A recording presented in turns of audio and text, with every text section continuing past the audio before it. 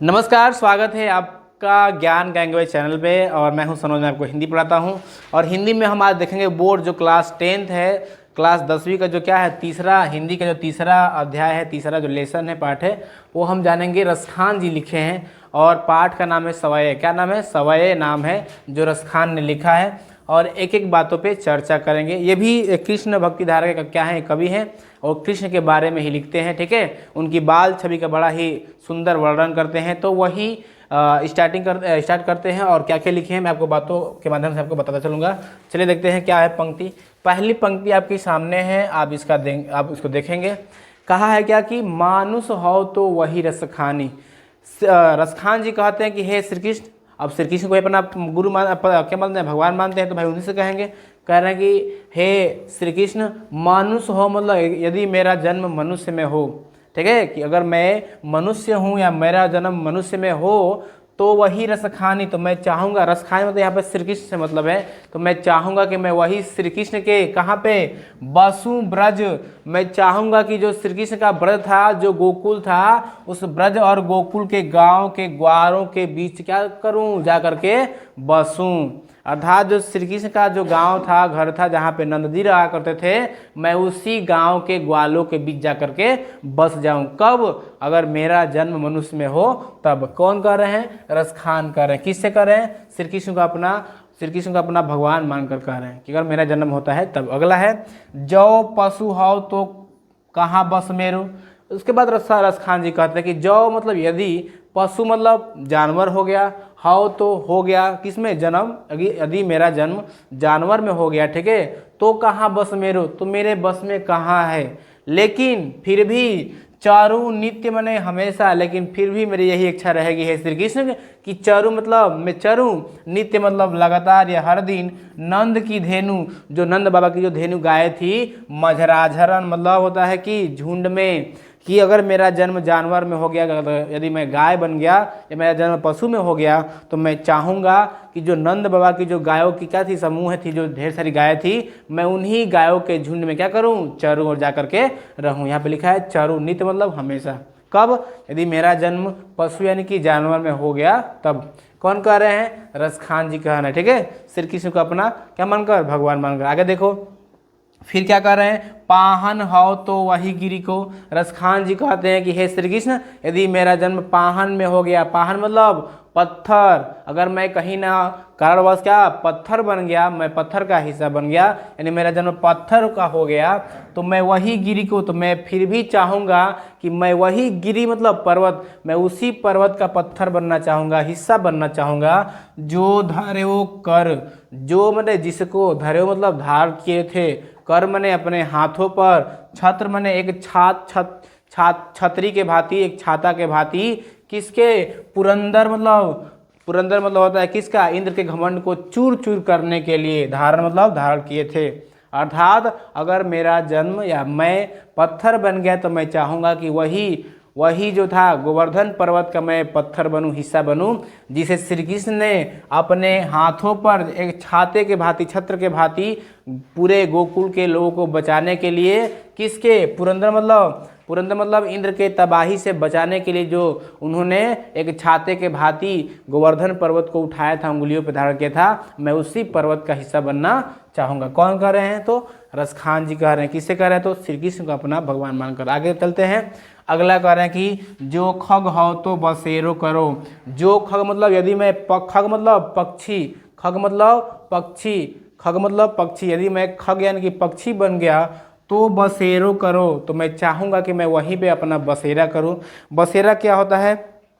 तो पक्षियों का एक अपना ठिकाना होता है, जो दिन भर घूमती रहती हैं और शाम को अपने एक जगह पे आती हैं, जहाँ पे वो रुकती हैं, पेड़ में अपना क्या बनाती है, घोंसला बनाती है, उसे बसेरा कहते हैं। तो कह रहे कि अगर मेरा जन्म पक्षी में हो गया, तो हे श्री कृष्ण, मैं चाहूँगा कि बसेरा करो, मैं वहीं जा करके बसेरा करूँ, अपना घर बनाऊँ। जहाँ पे, कहाँ पे? तो मिली कालिंदी कूल, जहाँ पे मिली मतलब मिलते थे, कालिंदी मतलब यमुना नदी, कालिंदी मतलब नदी का पर्यायवाची है, यमुना का पर्यायवाची है, ठीक है, यमुना नदी कुल मने यमुना नदी के किनारे कदम की डारन पर, ठीक है। जिस कदम की डाल पे यमुना नदी के किनारे श्री कृष्ण खेला करते थे, मैं चाहूँगा कि मेरा जन्म अगर पक्षी यानी खग में हो गया तो मैं वहीं किस पर, कदम की डालन पर क्या करूँ, अपना बसेरा करूँ, यानी कि अपना घोंसला बनाऊँ। कदम का एक पेड़ होता है, ठीक है, और उसकी जो डाली होती है, मैं उसी डाली पे जाकर के बैठूं, अपना घोंसला बनाऊं। कब, यदि मेरा जन्म खग यानी कि पक्षी में हुआ तब, ठीक है। खग मतलब होता है पक्षी, बसेरा मतलब कि बसना, वहाँ पे जाकर रुकना, मिली मतलब मिलते थे, कालिंदी मतलब होता है नदी, यमुना नदी का पर्यायवाची है, किसका है, यमुना नदी का पर्यायवाची है कालिंदी। कुल मतलब होता है किनारा, क्या होता है, कुल मतलब होता है किनारा, ठीक है, यमुना नदी का किनारा। और कदम मतलब कदम का पेड़, ठीक है, और डारण मतलब डाल, ठीक है। यहाँ पे देख सकते हो मनुष्य मतलब मनुष्य रहेगा। और ग्वारण मतलब ग्वाले होते हैं, मझराधर मतलब होता है समूह। यहाँ पे देख लो, मैंने इनको नोट भी करवाया है, देखो मनुष्य ग्वारण, ठीक है, ग्वाले होते हैं, धेनु मतलब गाय, मझराधर मतलब मध्य मतलब बीच में उनके, ठीक है, झुंड में, पाहन मतलब पत्थर, पुरंदर मतलब इंद्र, खग मतलब पक्षी, बसेरो का मतलब निवास करना, कालिंदी को मतलब यमुना की किनारा, और डारा मतलब डाल पर, ठीक है। तो ये है रसखान जी, बहुत ही क्या है, प्रसिद्ध है, कौन, रसखान जी। आगे चलते हैं, देखते हैं दूसरी पंक्ति इनकी क्या कहती है, ठीक है। तो पहला तो था कि जन्म के समय में ऐसा ऐसा हो जाए, ठीक है। दूसरी पंक्ति देखते हैं क्या कहते हैं रसखान जी। रसखान जी कहते हैं दूसरी पंक्ति में, और वो क्या कहते हैं कि आज देखो, ये तब की बात है ना, दूसरी पंक्ति में कहा है, और ये तब की बात है जब, ये तब की बात है जब एक सखी जो है, श्री कृष्ण छोटे हैं, ठीक है, अपने महल में खेल रहे हैं, और एक जो सखी यानी कि एक ग्वालिन जो है, उनके घर गई है। उन श्री कृष्ण बचपन से ही क्या करते थे, उनको लुभाते थे, तो बड़ा ही प्यारा दिखते भी थे, तो उनको अच्छा लगते थे, तो उनको देखने के लिए घर गई है, सुबह सुबह ही घर गई है।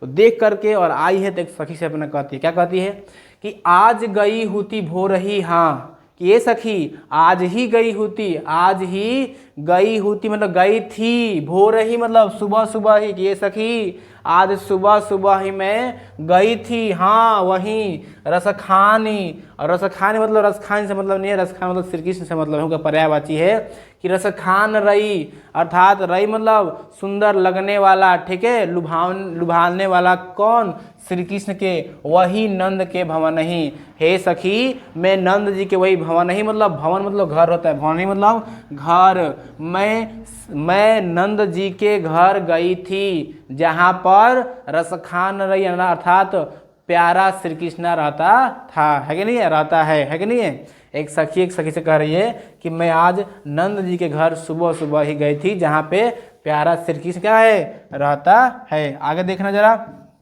उसके बाद वाको जियो जुग लाख करोड़। उसके बाद सखी क्या कर रही है, तो सखी कह रही है कि ये सखी वाको मतलब वास्तव में, वाको मतलब वास्तव में, जियो मतलब जिए, जुग युग युग तक, लाख मतलब लाखों लाखों वर्ष तक, करोड़ों मतलब करोड़ों करोड़ वर्ष तक, ठीक है, कि ये सखी वास्तव में उसका जो लड़का है अर्थात श्री कृष्ण है, नंद जी का लड़का कौन है, श्री कृष्ण है, जिए जुग जुग तक, युग युग तक, लाखों लाखों वर्ष तक और करोड़ों वर्ष तक, ठीक है। जसोमती को सुख जात कहो नाही। और ये सखी जो उसको देख करके उस सुंदर बालक का जो जन्म हुआ है नंद जी के घर, यशोदा के घर, उसका सुख जो जसोदा को प्राप्त हो रहा है, वैसा बच्चा मिल करके, वाको सुख जात कहो नाही, वास्तव में उसके जो सुख है उसको मैं कह नहीं सकती। कह रहा कि सुख जात कहो नाही, कितना उनको सुख की अनुभूति हो रही है, यशोदा को कितना आनंद आ रहा है, श्री कृष्ण का जन्म हुआ है उसके घर, तो मैं तुमको अपने शब्दों से बयान नहीं कर सकती। वास्तव में वो लोग बहुत प्रसन्न है ऐसा बालक का जन्म पा करके, है कि नहीं है। तेल लगाए लगाई, ये सखी मैं देख रही थी कि जो जसोदा थी तेल लगाई अपने उस कृष्णा को, उस छोटे से बालक को तेल लगा लगा करके, अंजन मतलब काजल, तेल लगा करके काजल भी लगा रही थी। एक सखी से करे, कब गई है, सुबह सुबह भोर ही में, और देख कर आई है तब, तेल लगा के अंजन मतलब काजल लगा रही थी, और भौहें बनाई, और उसकी जो भौवें होती हैं उसको बना रही थी, झाड़ रही थी, उसके बाल को सजा रही थी, और ठिठौनही और नज़र न लगने वाला एक टीका भी लगा रखी थी। कौन सा, नज़र, ठिठौनी मतलब ठिठौनही मतलब होता है कि नज़र न लगे, इसके लिए एक टीका माता लगाती हैं कोने में, ठीक है, उसको ठिठौनही बोलते हैं, ठीक है, काजल का होता है, ठीक है, ताकि बुरी नज़र वाले तेरा मुंह काला, ऐसा होता है ना। तो मैंने देखा कि सखी उसकी जो है भौहें बनाई बनाई, अर्थात श्री कृष्ण की भौहें बना बना करके और नज़र न लगने वाला टीका लगा रही थी। कौन कर रही है? सखी, एक सखी से करिए। और देखो डारी मने डाल करके, हमेलानी मतलब होता है सोने का, हार मतलब हार। और ये सखी मैंने देखा कि उसके गले में सोने का हार पहना करके निहारत बार बार उसको देख रही थी। भाई देखना, जो माताएं होती हैं जैसे बच्चे को अंजन लगा लेती हैं, क्या करते हैं, तेल लगा लेती हैं और अपटन लगा लेती हैं, तो अंत में क्या करती हैं, उसको बड़ा ही पुचकारती हैं और खिलाती है, उसको देख के बड़ा खुश होती हैं, हंसाती है उसको। तो वही कर रही है कि अपने बेटे को, ऐसा कि मैंने देखा कि उसके गले में सोने का हार पहनाकर उसको निहार रही थी, मतलब कि देख रही थी। और वारत जो पुचकारत छवनही, वारत मैंने अपने आप को न्योछावर कर रही थी। माता जो होती है अपने बच्चे को, जब बचपन में बच्चे को नहलाती धुलाती हैं तो उसके प्रसन्नता को देख करके बड़ा ही अपने आप को खुशी महसूस करती हैं, तो भाई अपना सारा चीज़ उन पर लुटाती है कि नहीं है। तो वही कर रहा है कि वारत मतलब अपना सारा चीज़ पे न्योछावर कर रही थी, जियो पुचकारत, और बच्चों को पुचकारते हैं लोग, है कि नहीं है, तो अपने बेटे को पुचकार रही थी। छवनही मतलब कृष्ण, ठीक है, छवनही मतलब तो बच्चा होता है, ठीक है, छवनी मतलब छोटे बच्चे के लिए क्या है, पर्यायवाची शब्द है। तो वही करे सखी मैंने देखा कि जो यशोदा हैं अपने बेटे के गले में हार डाली थी सोने का, उसके निहार रही थी और अपने आप को उस पर न्यौछावर कर रही थी, और पुचकारत मतलब उसको पुचकार रख करके और क्या कर रही थी, खिला रही थी, ठीक है, उसको क्या कर रही थी, खिला रही थी। तो ये था दूसरा पंक्ति। ये किसके बारे में था? तो बाल छवि का वर्णन किए हैं कौन? रसखान जी। तीसरा देख लेते हैं, ठीक है, तीसरा देख लेते हैं। कुछ कठिन शब्दों का अर्थ पहले देख लो। यहाँ पे आज मतलब आज ही, होती मतलब गई थी, भोर मतलब प्रातः काल, हव मतलब मैं, रही वही मतलब प्रेम में डूब कर गई, ठीक है, भवन ही मतलब भवन यानी कि घर में, वाको मतलब वास्तव में उसका, ठीक है, युग मतलब युग, अंजन मतलब होता है काजल, ठीक है। और देख लो यहाँ पे ये आपका निहारत मतलब देख रही थी, जो मतलब जीवन प्राण, पुचकारत मतलब पुचकारना, बच्चों का एक खिलाने का तरीका होता है, छौनही मतलब पुत्र को, ठीक है। देखो यहाँ पे, ठीक है, टीका अंजन लगा रही है एक बच्ची, ठीक है, आपके आपको देखने के लिए लगा दिए हैं। आगे देखते हैं, तीसरा स्टैंडर्ड बात है, ठीक है, देखते हैं तीसरा पंक्ति क्या कह रही है हमारी। अब आते हैं तीसरी पंक्ति पर। क्वेश्चन कह रहा है तीसरा देखो पंक्ति क्या कर रही है कि धूरी भरे अति शोभित श्याम जी। अब देखो ये कब की बात है? तो एक सखी है और श्री कृष्ण भाई बचपन में ही बहुत प्यारा थे, देखिए होंगे आप देखे होंगे श्री कृष्ण लीला, तो उनके कारनामों को देखे होंगे, करतूतों को देखे होंगे, तब महसूस कर सकते हैं कि हाँ वो कितना शरारती भी थे और सबका मन मोहते थे। तो वही कह रही है कि एक सखी से कह रही है कि ये सखी धूरी भरे अति शोभित श्याम जी की, देखो ना जैसे उनके शरीर में धूरी भरे, धूल से भरे हुए था, धूल के कण लगे हुए हैं, अति शोभित, अति मने अपार, शोभित मने बड़ा ही सुंदर सुशोभित हो रहे हैं। श्यामजू मने श्याम यानी कि श्री कृष्ण जी के सखी, देखो ना जब श्री कृष्ण मिट्टी से सने हुए हैं, जब धूल के कण उनके शरीर में लगा हुआ है तो कितना सुंदर दिख रहे हैं, कितना अच्छा लग रहे हैं। आगे, तैसी बनी सिर सुंदर चोटी, ये सखी उससे भी सुंदर और लग रहे हैं कब? जब उनके बनी सिर मने माथे पर सुंदर चोटी, जब उनके माथे पर सुंदर चोटी बना हुआ है उससे तो और सुंदर लग रहे हैं। कौन कर रही हैं? एक सखी से, ठीक है, पहले तो धूल कण में सने हुए तो उससे अच्छा लग ही रहे हैं, और उससे तो और सुंदर लग रहे हैं कि जो उनके जो सर पे क्या है कि चोटी बनी हुई है, चोटी से और भी सुशोभित हो रहे हैं। आगे देखना, खेलत खात फिरे अंगना, ए सखी जब खेलते खाते, ठीक है, खाते हुए खेलते हुए अपने अंगना में, फिरे मतलब जब घूमते हैं तो पग पैजनी, तो उनके जो पग मैंने पैर है, पैजनी तो पैरों की जो पैजनी मैंने जो पायल है, बाजती है, तो आहा बड़ा ही सुंदर दिख रहा है कि सखी जब खेलते खाते हुए अपने आंगन में घूमते हैं और जो उनके पैरों की जो घुंघरू है यानी पायल है, जो चलते हैं तो छुन छुन की जो आवाज़ आती है बड़ा ही मनमोहक होती है, प्रभावित करती है। और पीरी कचोटी, और सखी देखो ना, और जो वो पीरी मतलब पीले रंग का, कचोटी मतलब होता है लंगोट, और जब वो पीले रंग का लंगोट पहने हुए हैं, एक बच्चे छोटे लंगोटी पहनते हैं, तो वो भी बड़ा ही सुंदर दिख रहा है। कौन कर रहे हैं? रसखान जी कह रहे हैं, ठीक है।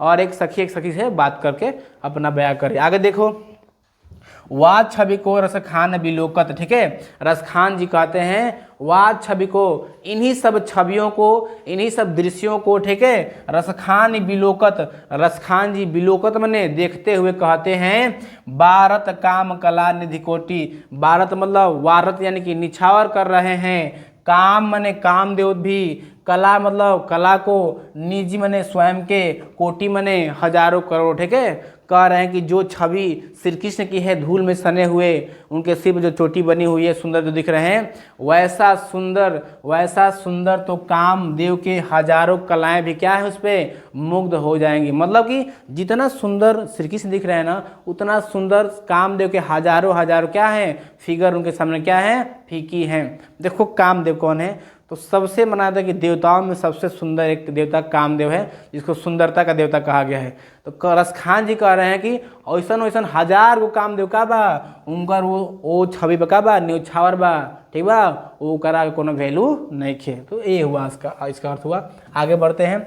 अगला कह रहा है कि काग के बड़े भाग सजनी। रसखान जी कहते हैं कि ये सखी देखो ना, काग मने उस कौवे के भी बड़ा भाग वाला होगा। ये सजनी देखो ना, वो कौवा भी बड़ा भाग वाला होगा, जो हरि हाथ से ले गए माखन रोटी, जो स्वयं हरि मतलब भगवान के हाथ से ले गए माखन रोटी, वो कौवा भी बड़ा भाग वाला होगा सखी, जो स्वयं भगवान के हाथों से माखन रोटी छीन कर लेकर गया था खाने के लिए, है कि नहीं है। मतलब कि वो बड़ा भाग्य वाला होगा भाई, किसी भगवान के हाथ से कोई चीज़ छीनना छोटी बात थोड़े ना है। तो वही सखी से कह रही है कि कौवा भी बड़ा भाग वाला होगा, जो स्वयं भगवान के हाथ से माखन रोटी छीन कर ले गया था। तो ये था तीसरा स्टेंजा, तीसरा पंक्ति थी। आइए कुछ कठिन शब्दों का अर्थ जान लेते हैं। यहाँ पे आप देख लीजिए, श्याम जी माने श्री कृष्ण जी, बनी मतलब सुसोई, ठीक है, खेल मतलब खेलते हुए, पग मतलब पैर, पैनी मतलब पायल, पीली मतलब पीली, कछोटी मतलब कक्षा, ठीक है, जो लंगोटी होता है कच्छा होता है, बिलोकत मतलब देखते हैं, काम मतलब कामदेव, काग मतलब कौवा, भाग मतलब भाग्य,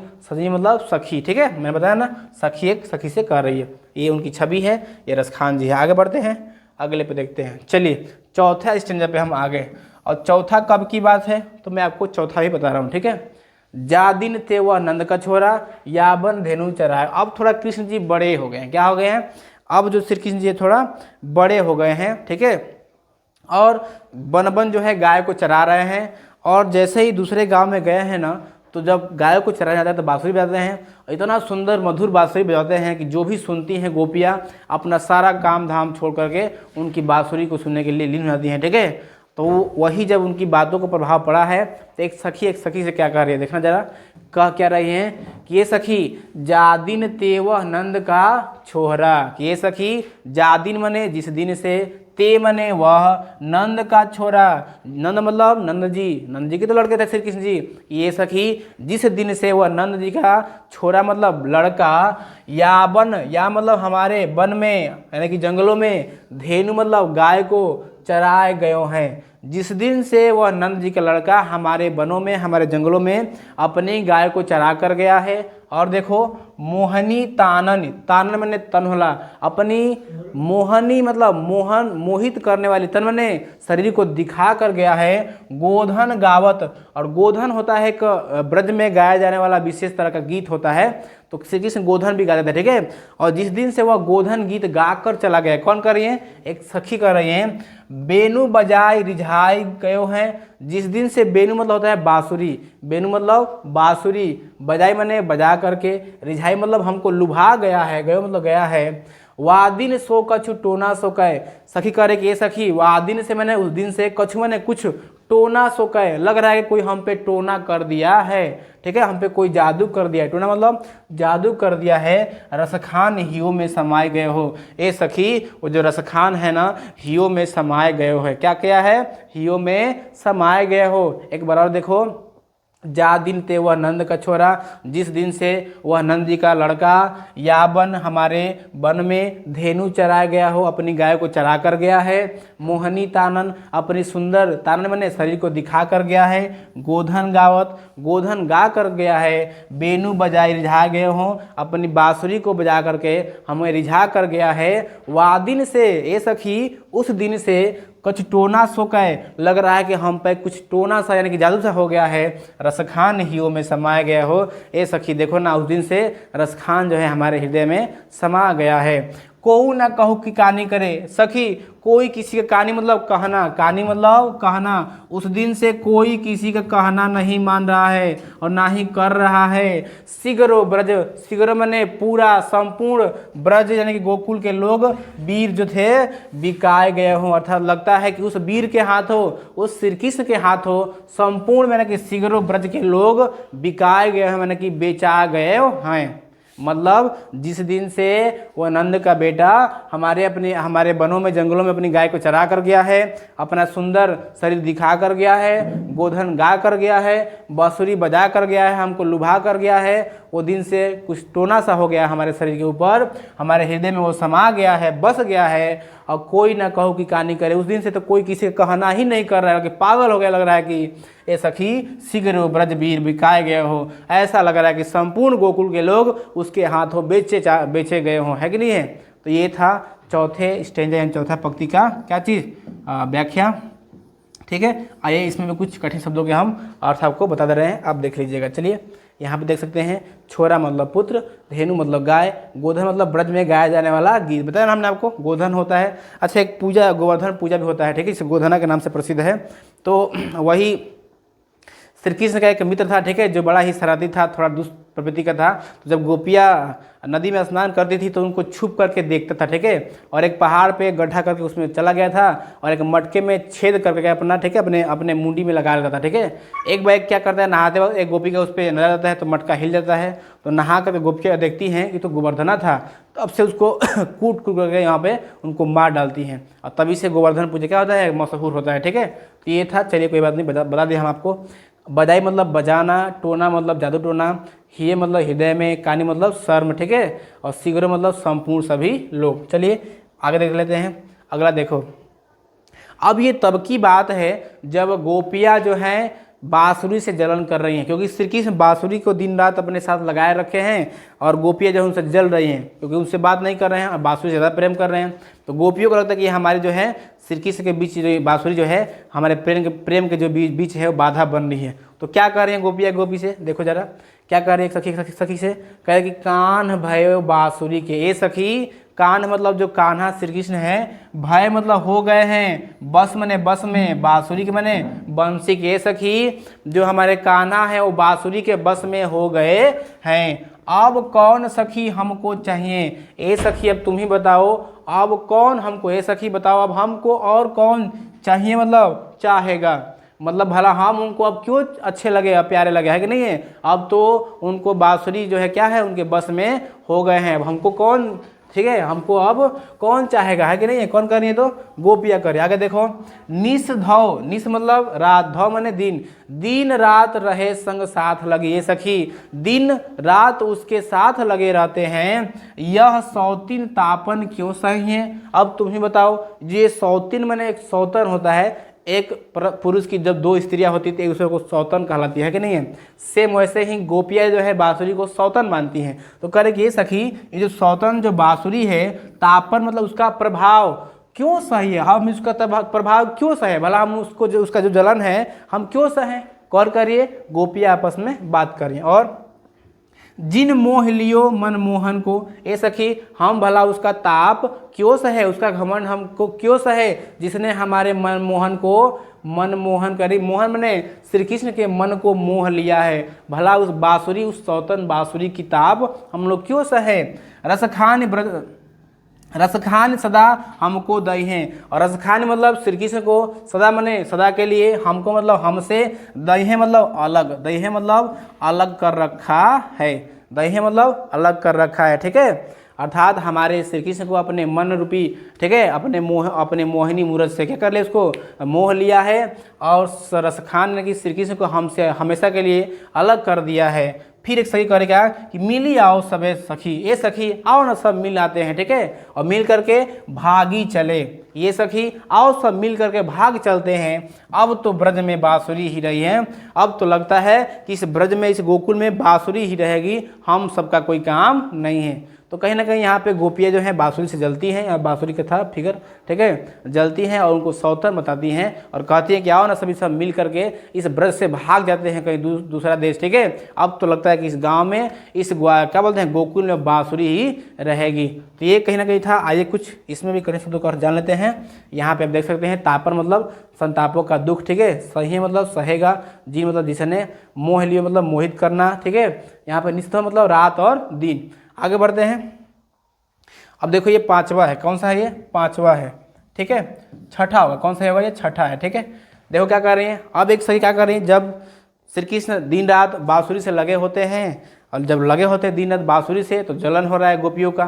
तो क्या कर रही हैं कि देखो अब श्री कृष्ण तो हमको बात करेंगे नहीं, हमसे बात करेंगे नहीं, एक काम करना तुम लोग उसको, श्री कृष्ण को क्यों तुम लोग याद कर रहे हो, चलो मैं ही जो है तुमको खुश करने के लिए कुछ करती हूँ, ठीक है। एक सखी से कह रही है, क्या कर रही है, कह रही कि मोर पंख सिर ऊपर रखी हो। ए सखी चलो ठीक है, श्री कृष्ण हमसे बात नहीं कर रहा है, कोई बात नहीं, लगे रहे बांसुरी के संग, ठीक है, हमसे मत प्यार करे, लेकिन एक काम करो, मोर पंखा सिर ऊपर रखी हो, ठीक है, तुम्हारे मनोरंजन के लिए, ताकि तुमको श्री कृष्ण याद ना आए। एक सखी अपने ग्रुप में से ही खड़ा कहती है कि तुमको तुम्हारे मन को बहलाने के लिए मोर के पंख को सिर ऊपर रखी हो, चलो मैं मोर के पंख को अपने सिर के ऊपर रखूंगी। एक सखी से करिए।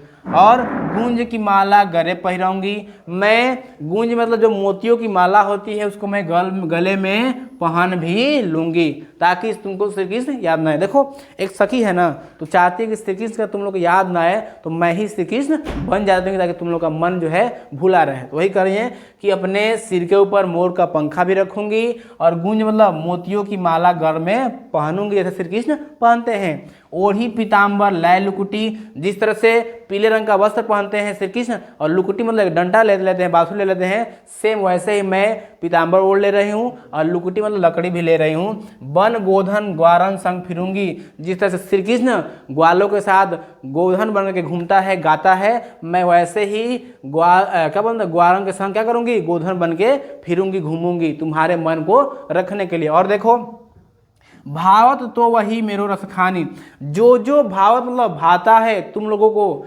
जो श्री कृष्ण में तुम लोग को अच्छा चीज़ लगता है, मैं वो चीज़ तुम्हारे लिए करूँगी, ठीक है। अर्थात श्री कृष्ण बन करके तुमको वो चीज़ क्या कर दूँगी, उपस्थित कराऊंगी और आनंद दिलाऊंगी। सो तेरे कहे सब स्वांग करूँगी, स्वांग मतलब होता है विडम्बना, यानी कि ठीक है नाटक, ठीक है, स्वांग मतलब नाटक, यानी कि ये सखी जो श्री कृष्ण में तुम लोग को चीज़ अच्छा लगता है, वो चीज़ जो है, वो जो नाटक है मैं करूंगी। कौन कर रही है, एक सखी कर रही है, सभी सखियों के ग्रुप से। और देखो लेकिन आगे क्या कर रही है कि या मुरलीधर की, लेकिन रे सखी एक चीज है बस, क्या, या मुरलीधर की, लेकिन जो मुरली है, मुरलीधर माने श्री कृष्ण की, अधराधरी, अपने अधराधरी मतलब कि अपने हाथों से अपने होठों पर, आधार मतलब कि अपने होठों पर धरी ना धरूंगी, लेकिन एक क्षण भी, एक पल भी अपने होठों पर उस बांसुरी को मैं रखूंगी नहीं, यानी कि छूंगी भी नहीं।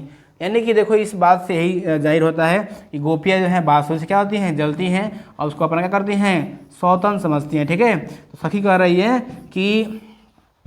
रही है कि देखो जो चीज़ें हैं जो श्री कृष्ण के लिए, श्री कृष्ण को तुम्हें अच्छा लगता है, वो सारी चीज़ मैं करूँगी। मोर का पंखा अपने सिर पे पहनूंगी, गुंज की माला पहनूंगी, और पीताम्बर के पीला वस्त्र भी पहनूंगी, और लुकुटी भी लूँगी, और वन गोधन ग्वारन संग फिरूंगी, और गोधन बनकर मैं ग्वालों के साथ घूमूंगी। भाव तो वही मेरे रस खानी, जो श्री कृष्ण को अच्छा लगता है वो मैं सारे स्वांग मतलब सारे नाटक करूंगी। लेकिन या मुरलीधर की, लेकिन जो श्री कृष्ण की जो मुरली है, अधरार मतलब कि अपने होठों पर कभी नहीं धारण करूंगी। तो ये था कौन सा, छठा स्टेंजा, ठीक है। ये है कुछ कठिन शब्दों के अर्थ, आप देख सकते हैं। पीताम्बर मतलब पीला वस्त्र होता है, ठीक है। छोटी लाठी होती है, लुकड़ी मतलब, ठीक है, याद रखना। एक बस लास्ट है आपका, इसको कहते हैं कवित। क्या है ये कवित है रसखान जी का, इसको खत्म कर दे रहे हैं हम, ठीक है। कवित है, देखो कब है, तो रसखान जी जब श्री कृष्ण जो है गए हैं कहाँ पे घूमने गए हैं और शाम का समय हो गया है, सब गायों को अपने हाँक कर करके अपने घर लाते हैं, तो जो वो दृश्य बना है, जो अच्छा लग रहा है दृश्य, उसी दृश्य का वर्णन कर रहे हैं कौन? रसखान जी। क्या कर रही हैं? कर रहे हैं गोरज बिराजे भाल लहलाई, है कि नहीं? गोरज, रज मतलब होता है धूल, और गो मतलब होता है गाय, अर्थात जो गायों के पैरों से उड़ा हुआ धूल। विराजे माने विराजमान है, भाल मतलब कि मस्तक पर, किसके? श्री कृष्ण के। लहलही बनमाल, बनमाल मतलब होता है पुष्प, आपका बनों की माला। क्या होता है? बनों की माला, बनों की माला। आप बचपन में एक कमल का होता है फूल, उसको निकाल के आप बेरा का गला हार पहना के फूल का बचपन में पहनते होंगे, वही कर रहा है कि जो गायों के पैरों से उड़ा हुआ धूल जब विराजमान है किस पे? भाल माने मस्तक पर, किसके? श्री कृष्ण के। और लहलहा रही है मतलब कि एकदम इधर उधर क्या है, हिल डुल रहा है। कौन सा? बनमाल मतलब बनों की माला जो श्री कृष्ण अपने गले में पहने हुए हैं। आगे गाय पीछे ग्वाल, गावे मृदुल बानी रे। रसखान जी कहते हैं कि जो आगे आगे गाय चल रही हैं और जो पीछे पीछे ग्वालों का जो समूह चल रहा है, गावे मृदुल बानी रे। और जो वो जो मृदुल क्या होता है आपका? कोमल कोमल जो उनकी बातें हैं, जो गीत गा रहे हैं, तैसी धुनी बांसुरी की, और जो सुंदर जो बांसुरी की धुन बज रही है, मधुर मधुर जैसी, कोमल कोमल जैसी बांसुरी की जो धुन बज रही है, वो बंक चितवनी मंद मंद मुस्कानी री। और ये सखी जो बंक मतलब जो टेढ़ी, जो चितवनी मतलब जो तिरछी, जो क्या है हृदय की, जो क्या है जो हृदय की जो टेढ़ी क्या है नजरें हैं, और मंद मंद मुस्कानी रे, और जो ग्वाल जो है मंद मंद जो मुस्का करके आ रहे हैं। कदम विपट क्या कर रहा है? कदम बिटप के निकट तटनी के तट सखी। और जो कदम जो कदम का जो पेड़ है, बिटप मतलब पेड़ है, निकट मतलब नज़दीक, तटनी माने नदी के तट, जो नदी के तट पर कदम का पेड़ है उसके जो किनारे हैं। आटा चढ़ी चाही पितपट फहरानी रे। आटा मतलब कि अटारी चढ़ करके उसके ऊपर चढ़ करके जो पीले रंग का जो वस्त्र है जो फहरा रहे हैं। रसखान जी कह रहे हैं कि रसखान बरसावे तन तापनी बुझावे नैन। और जो उसका रस है, उसका जो रस है, रस जो बरस रहा है, तन यानी कि शरीर का, तापनी ताप को बुझा रहा है, बुझावे नैन और नैनों के प्यास को बुझा रहा है। प्राण रिझावे प्राणों को रिझा रहा है, वह आवे रसखानी रे। सखी देखो वो श्री कृष्ण आ रहा है। तो कहीं ना कहीं श्री कृष्ण जब गायों के पीछे पीछे आ रहे हैं ना, तो जो उनका मनोहर दृश्य है उसका वर्णन किए हैं रसखान जी कि जो गायों का धूल जो है उनके सर पे लगा है, गले में बन की जो माला पहने हुए हैं, गाय के पीछे पीछे बांसुरी बजाते हुए, और पीछे पीछे ग्वाल जो है गाते गाते आ रहे हैं, और कदम के जो पेड़ पर चढ़ करके जो पीले रंग का वस्त्र फहरा रहे हैं। ए सखी देखो जो वो रस बरस रहा है वो आपके तन के ताप को बुझा रहा है, नैनों के प्यास को बुझा रहा है, और प्राण को रिझा रहा है। देखो सखी, और जो श्री कृष्ण है वो कहाँ है? आ रहा है। तो कहीं ना कहीं क्या किए हैं उसका? गायों को जो शाम के समय हाँक कर ला रहे हैं उसका बड़ा ही मनोहर चित्रण किए हैं रसखान जी। तो ये पूरा आपका जो पद है, ठीक है, ख़त्म होता है। कुछ कठिन शब्दों के आपके यहाँ पे अर्थ हैं, आप देख सकते हैं यहाँ पे, ठीक है। तो मैंने ये जो चैप्टर है समाप्त कर दिया। अब जो अगला चैप्टर है चौथा जो होगा, ठीक है, उसको मैं आपके सामने लेकर आऊँगा। आप बताएंगे आपको ये वीडियो कैसा लगा, ठीक है। मिलते हैं नेक्स्ट वीडियो में, तब तक के लिए जय हिंद।